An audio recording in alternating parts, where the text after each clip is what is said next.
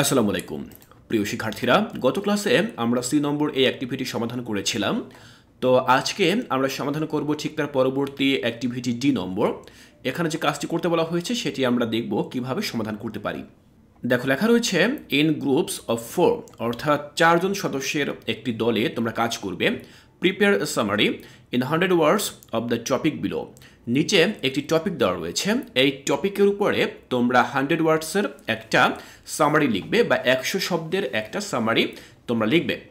First work together to prepare a draft. প্রথমে তোমরা একটি ড্রাফট বা একটি খসড়া তৈরি করার জন্য তোমরা একসাথে কাজ করো।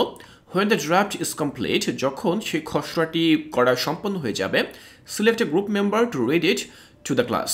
তখন গ্রুপের একজন সদস্যকে তোমরা সিলেক্ট করো বা পছন্দ করো যে সকলের সামনে দাঁড়িয়ে সেই লেখাটি পড়ে শোনাবে। তো আমরা টপিকটি এখানে দেখে নিচ্ছি যে আমাদেরকে কি বিষয়বস্তু দেওয়া রয়েছে, যার উপরে আমাদের 100 শব্দের একটি সামারি লিখতে হবে। টপিকে বলা হয়েছে polluting the land means polluting the water, অর্থাৎ মাটি দূষণ মানেই হচ্ছে পানি দূষণ। মাটি দূষণের মাধ্যমে কিন্তু পানি দূষিত হয়। তো সেটি এখানে বলা হয়েছে যে polluting the land means polluting the water, মাটি দূষণের মানেই হচ্ছে পানি দূষণ। তো এই যে টপিক দেওয়া রয়েছে এটার উপরেই মূলত আমরা 100 ওয়ার্ডস বা 100 শব্দের একটি সামারি তৈরি করব। তো চলো দেখে নিচ্ছি যে কিভাবে আমরা এই কাজটি করতে পারি। শিক্ষার্থীরা, আমরা আলোচনা করছিলাম class 9-10 English first paper chapter wise solution. আমাদের ইউনিট 2 এর নাম হচ্ছে ক্লাইমেট চেঞ্জ লিসন টু, যার নাম হচ্ছে এনভায়রনমেন্টাল পলিউশন। তো ডি নম্বর অ্যাক্টিভিটিতে কী করতে বলা হয়েছে তা আমরা সেই নির্দেশনা এখান থেকে দেখে নিয়েছি। আমাদের টপিক ছিল কি polluting the land means polluting the water. তো আমরা ঠিক এভাবে এই সামারিটি লিখতে পারি। দেখো, আমি সামারিটি ঠিক এভাবে উল্লেখ করেছি, polluting the land directly effects water sources, অর্থাৎ মাটি দূষণ সেটা সরাসরিভাবে প্রভাব ফেলে ওয়াটার সোর্স বা পানির উৎসের উপর। When garbage, chemicals and waste are dumped on land, harmful substances seep into the soil and reach underground water.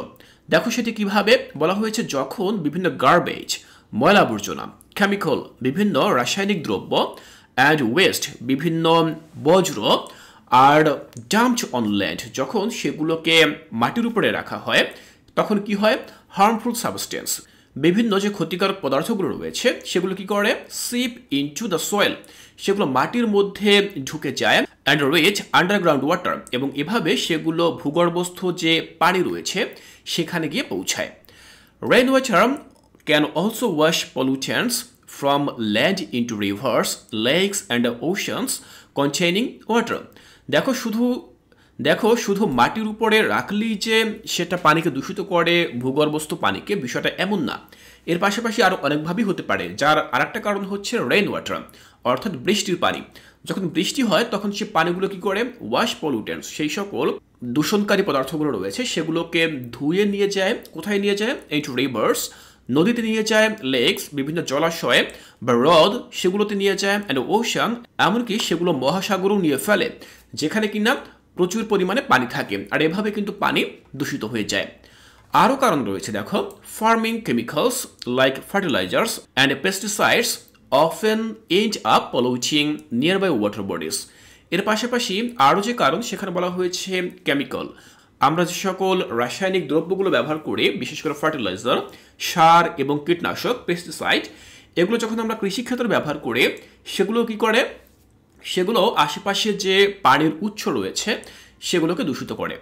Industrial and household waste dumped on land also harm aquatic life and make water unsafe for human and animals.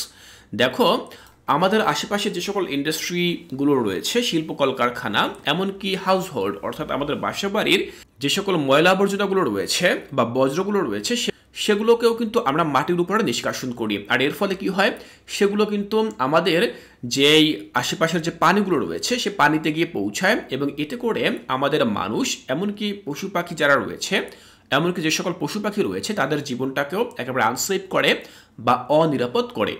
তো শিক্ষার্থীরা, আমরা দেখছিলাম যে কিভাবে আমরা মাটি দূষণ করি এবং সে মাটি দূষণ একটা পর্যায়ে গিয়ে পানি দূষণে রূপান্তরিত হয়, অর্থাৎ পানিকেও সেটি প্রভাবিত করে। Protecting water starts with keeping the land clean.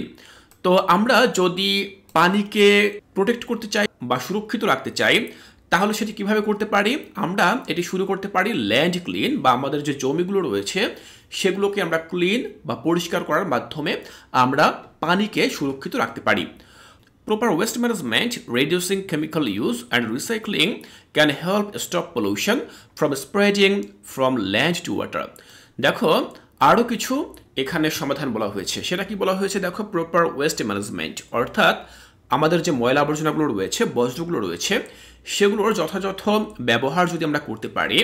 Reducing chemical use, আমরা যদি রাসায়নিক দ্রব্যগুলোর ব্যবহার রিডিউস করতে পারি বা হ্রাস করতে পারি। অ্যান্ড রিসাইক্লিং, এবং আমরা যদি রিসাইকেল করতে পারি, অর্থাৎ কোনো দ্রব্য যেগুলো আমাদের প্রয়োজন নেই সেগুলো যদি আমরা পুনরায় ব্যবহার উপযোগী করে তুলতে পারি, যেটাকে রিসাইক্লিং বলা হয়, সেটা থামাতে পারে পলিউশন, এই দূষণকে থামাতে পারে from spreading from land to water, অর্থাৎ ভূমি থেকে পানিতে যে দূষণটা ছড়িয়ে যায় সেটাকে সে থামাতে পারে। শিক্ষার্থীরা, আমরা দেখে নিলাম যে আমাদের টপিক যেটি দেওয়া হয়েছে, polluting the land means polluting water, এই বিষয়ের উপরে কীভাবে 100 ওয়ার্ডসের বা 100 শব্দের একটি সামারি লিখতে হয় আমরা এটি দেখে নিলাম। আমি তোমাদেরকে একটি বাংলা অর্থসহ বুঝিয়েছি, তবে তোমরা চাইলে এর সরাসরি বাংলা অনুবাদটা এখান থেকে দেখে নিতে পারো। আমি তোমাদের জন্য আলাদাভাবে একটি অনুবাদও তৈরি করেছি, তোমরা এখান থেকে অনুবাদটি দেখে নিতে পারো। আমি আশা করছি এখান থেকে তোমাদের বুঝতে আর কোনো অসুবিধা নেই। শিক্ষার্থীরা, আজকের এই ক্লাসে আমি তোমাদেরকে ডি নম্বর অ্যাক্টিভিটি এটি বুঝিয়ে দিলাম। এর পরবর্তী ক্লাসে আমরা চলে যাব ই নম্বর অ্যাক্টিভিটিতে। এখানে বেশ কিছু ছবি দেওয়া রয়েছে। পরবর্তী ক্লাসে আমি তোমাদেরকে বুঝিয়ে দেব যে এই ছবিগুলো দিয়ে এখানে ঠিক কী বোঝানো হয়েছে। শিক্ষার্থীরা, কোর্সটিকায় এর পরবর্তী ক্লাসগুলো দেখার আমন্ত্রণ জানিয়ে আজকের এই ক্লাসটি এখানেই শেষ করছি।